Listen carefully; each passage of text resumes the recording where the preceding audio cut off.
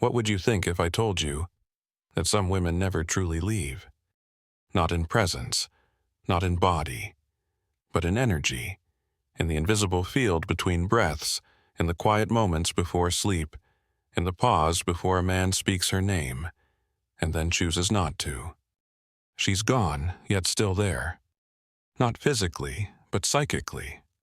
And Edgar Cayce, known for visions that unraveled the veil between spirit and form, once said that the energy of a woman who loved deeply, then detached completely, can linger in a man's aura for 7 years. 7 years. That's not coincidence, that's karmic design. Because when she walked away, she didn't just leave a space behind.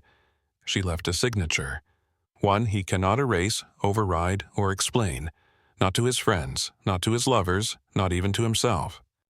He thought she would fade like the others, but her silence grew louder with time. Because she wasn't a lover, she was a frequency. And that frequency still lives in him, not because she cast a spell, but because she was the lesson. You see, this woman wasn't trying to be unforgettable. She simply was, by virtue of her alignment. Her presence had weight, not the heavy kind, but the kind that grounds you into awareness. She didn't enter his life like a storm. She arrived like a knowing, and when she left, she took nothing, but everything changed. His world remained the same, but the colors dulled. His routines continued, but the meaning blurred. His confidence remained intact, but somehow it no longer reached the marrow of his being. Because something about her saw him, not the polished version, not the one he curated for the world, but the shadow, the frightened boy beneath the mask, the parts of him even he hadn't dared to meet. And that seeing, it unmasked him. At first, he mistook it for love, for chemistry, for emotional intoxication. But what she gave him wasn't seduction. It was reflection. She reflected the man he could become if he surrendered his defenses. But the ego doesn't go quietly, and hers had already been through the fire. She had already done the work. Shadow after shadow, pattern after pattern. She had learned the difference between intensity and intimacy, between hunger and truth. So when she loved him, it wasn't to possess, it was to invite. And when he didn't rise to meet the invitation, not out of cruelty but because he was still wrestling with his illusions, she didn't shame him. She simply detached. Not in a burst, in a breath. A quiet, internal knowing, a silent goodbye, no theatrics, no accusations. Just energy withdrawing like the tide, a love that folded back into itself. That is the kind of woman who lingers. Because she didn't stay to be chosen, she stayed to see if he would choose himself. And when he didn't, her energy didn't disappear. It planted itself in the corners of his awareness. He hears her in the gaps between other women's sentences. He feels her in the stillness he once avoided. He smells her in dreams he can't remember, but wake him with a strange ache in his chest. This isn't longing, this is remembrance. The soul doesn't forget the mirror that made it look twice. And the woman who detaches doesn't pull away to hurt. She pulls away because the connection is no longer sustainable for her nervous system, her body, her spirit. She doesn't want to punish, she wants to breathe. And now he feels it. The absence, not as punishment, but as an echo, a reminder of the man he could have become in her presence, but didn't. That's what stays for 7 years. Not her scent, not her words, not her laugh, but the possibility she represented. The possibility of a life lived in emotional integrity. The possibility of being loved without masks. The possibility of dropping the armor, just once, and being held, not judged. But to be held in that way, a man must hold himself first. And he wasn't ready. So her energy became his shadow, not to torment, but to awaken. And now, every new connection carries a quiet whisper of her. She didn't leave you, you left yourself. She wasn't his fantasy, she was his threshold. And when he failed to cross it, she didn't collapse into grief or chase after his indecision. She ascended. You see, a woman like her doesn't detach because she lacks emotion. She detaches because her love is no longer landing, because she has learned, often through deep pain, that continuing to pour into a closed vessel is self-abandonment disguised as loyalty. She didn't slam the door. She didn't scream in desperation. She simply watched the subtle shifts, his inconsistency, the lack of reciprocity, the emotional avoidance, and instead of confronting him, she confronted herself. She asked, "Why am I still here hoping he'll see what I already know?" And in that question, she remembered who she was. The woman who had given freely. The woman who had stayed soft in a world that told her to harden. The woman who had once made herself small so others wouldn't feel uncomfortable in her presence. But this time she didn't shrink. She stepped back, not in fear, in truth. The feminine in its highest form doesn't need to prove. She doesn't fight for the unconscious. She doesn't water herself down to be more palatable to a man who is afraid of depth. Because she is depth. And depth doesn't scream, it echoes. That echo, it's what lingers in his bones. Not her voice, her vibration. Not her touch, her presence. Not her words, her essence.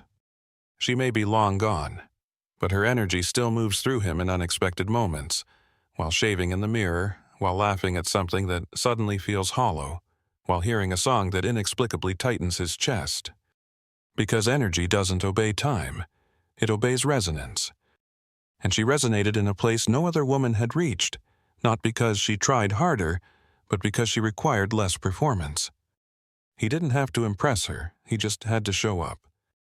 But the wounded masculine often confuses vulnerability with weakness and depth with danger, so he withdrew.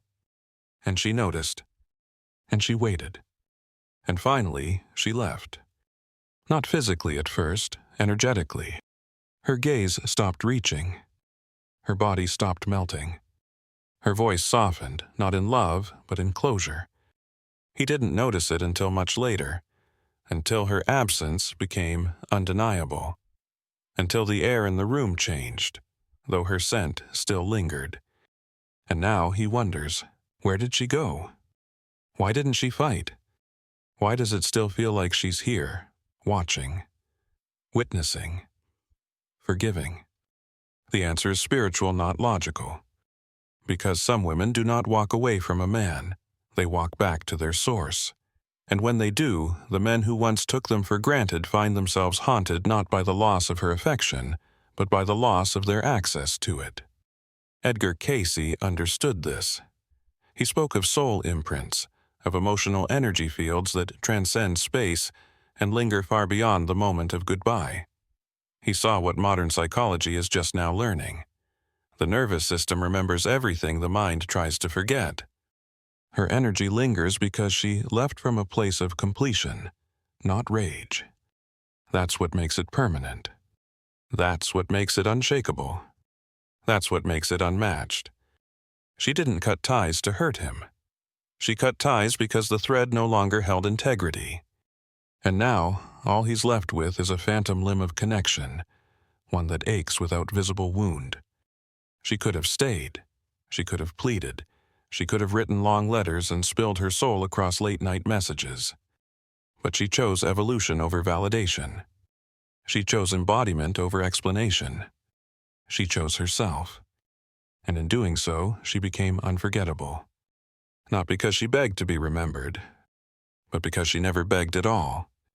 And now, even in her absence, she teaches him, not through words but through the still silence she left behind. A silence that speaks volumes. A silence that says rise or remain the same. Her energy doesn't linger to torment. It lingers to awaken. It lingers to remind him that depth is not dangerous. That love is not performance. That presence is not weakness. And most of all, that when the divine feminine detaches, she doesn't disappear. She expands. And what expands cannot be chased, it must be met. Now he understands, too late, that she wasn't just passing through his life. She was a soul landmark, a sacred pause placed on his path to awaken what lay dormant. And he feels it, especially in the quiet. when the noise of the world recedes and all that remains is the echo of her calm detachment. She's not waiting for him. Not anymore. Her journey has carried her somewhere higher, somewhere lighter, where her energy is no longer diluted by hoping, by overgiving, by emotional labor wrapped in soft smiles. That's what he didn't see when he had her, how much she gave without asking for anything back, how her very presence was a healing he wasn't ready to receive. She wasn't trying to fix him. She was loving him as he was and holding space for what he could become. But love, real love, cannot breathe where there is no responsibility. She saw him collapsing inward, hiding behind masculine roles, performing for the world but abandoning himself, and in a moment of piercing truth she stopped reaching. That moment changed everything. Because when a woman detaches from her soul, it shows. Her light dims, her tone flattens, her touch hesitates.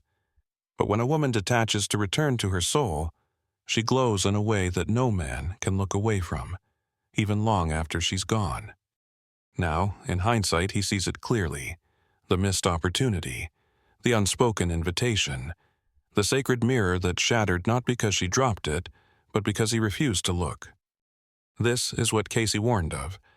When a karmic connection is not met with awareness, the energy doesn't dissolve. It circulates, it follows you. It weaves itself through the years like a subtle current, pulling you back to the moment you turned away. He didn't lose her all at once. He lost her in stages. With every dismissed emotion, every postponed conversation, every quiet plea she never voiced but hoped he'd intuitively feel. And now she's gone, but her energy lingers, not because she's holding on, but because he never released her properly. He still clutches the version of her she used to be, not realizing that she has since transcended that skin. She has become someone else, someone freer, someone sovereign, someone unattainable. He sees her now, maybe on a screen, maybe in a dream, maybe through someone else's gaze. And for a flicker of a second he wonders, does she still remember me? But the truth that pierces through all his delusion, is this. She doesn't remember him as he was. She remembers him as he could have been. And that version, the one who showed up, who saw her, who met her in the depth, that version lives only in his memory, never in reality. She doesn't hate him. She doesn't miss him. She doesn't relive the moments the way he does. She simply released him. Not with bitterness, not with vengeance, but with a deep, spiritual exhale. The kind that comes after years of holding your breath for someone to meet you where you already are. And that exhale, it still echoes in him. Every time he feels that void, every time he reaches for a connection that doesn't quite hit the same frequency, every time he stares at someone new and feels nothing, that is her energy still moving through his field. Not punishing, just present. Because when a woman detaches with clarity, she leaves behind something more haunting than love. She leaves behind the version of you that only existed in her presence. And when she's gone, that version dies too, unless you rise to resurrect it yourself. He may heal. He may move on. But there will always be a thread in his spirit tied to the day she walked away with peace in her eyes and a soul too full to keep waiting. Because feminine detachment is not a reaction, it's a reclamation. And what is reclaimed cannot be returned, not to the man who stood frozen when she offered him the divine. That's the truth Edgar Cayce tapped into when he spoke of karmic memory. When love is misused, dismissed, or avoided, its imprint doesn't fade. It teaches, over and over again, until the soul understands its lesson. Now, he walks through his life a little heavier, not with regret, but with recognition. He recognizes her in wisdom quotes, in sacred songs, in the eyes of women who remind him of what he let slip. He recognizes the moment he closed himself, and the ripple it created in time. But she doesn't linger as a punishment. She lingers as a possibility. The one he didn't claim. The one that changed him anyway. She moved on, but not like the world assumes. She didn't rebound, replace, or retaliate. She ascended. Because when a woman who once loved deeply finally reclaims her wholeness, she doesn't rise with noise, she rises with light. Light that no longer seeks permission to shine. Light that no longer dims itself for comfort. Light that no longer waits to be chosen by someone lost in their own shadow. And while he still walks the earth in search of a feeling he can't articulate, she now walks in her full embodiment. She's not trying to be magnetic, she simply is. Not because she plays games, not because she withholds, but because her energy is now refined, sovereign, non-negotiable. She no longer entertains the versions of love that require her to shrink. She no longer opens her field to those who only want access to her light but run from her depth. She has become the gatekeeper of her own frequency. And in that transformation, she becomes truly unforgettable. Not for her beauty, not for her words, but for her absence. The space where she used to pour herself now feels sacred, untouchable. No one else quite fits. No one else quite reflects. No one else quite feels like her. Because it was never about what she said. It was always about who she was being when she loved him. And that kind of energy cannot be mimicked. It is cultivated, born from shadow work, refined through heartbreak, tempered in silence, and resurrected through divine remembrance. He now understands, with aching clarity, that the love he lost wasn't the kind that fades. It was the kind that evolves without him. She gave him her energy freely, purely, fully, until she couldn't. Until it began costing her more than he was willing to give. Until the silence between them said more than any words ever could. And so she left, not just his life, but the vibration they once shared. Cayce called this soul evolution, the sacred shedding of what no longer serves, even when the heart still feels. He spoke of energy lingering not because of attachment, but because of unfinished awakening. Her energy lingered not because she clung to him, but because he had not yet risen to the truth she left behind. And that's the difference. Her love was not a chain, it was a mirror. And when he turned away from that mirror, her reflection didn't vanish. It settled into the spaces within him that needed it most. Now, her absence guides him. Not with shame, not with punishment, but with the sacred ache of missed alignment. This is the paradox. She is gone.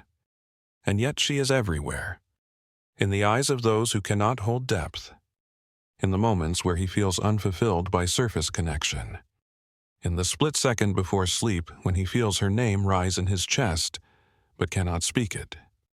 Not because he isn't allowed, but because his spirit knows she is no longer his to name. She belongs to herself now, entirely. And it's that sovereignty, that soul-woven detachment that makes her unforgettable. Because while others beg to be remembered, she remembers herself. She doesn't linger in his life. Her energy lingers in his becoming. The woman who detached was not a phase. She was the invitation he declined, the sacred polarity he feared, the mirror he shattered. And yet, she blessed him anyway. With memory. With mystery. With meaning. He will never again touch a woman with that kind of softness, strength, and sacred presence without remembering her. Not because she demands to be remembered, but because forgetting her would mean forgetting the moment his soul was called to rise and didn't. She doesn't wait for him anymore. She doesn't watch him anymore. She doesn't wish for him anymore. She chooses herself. And in doing so, she becomes the woman no man can forget, because she never needed to be remembered. She only needed to be met. And when she wasn't, she left. The woman who knows her worth doesn't chase. She chooses.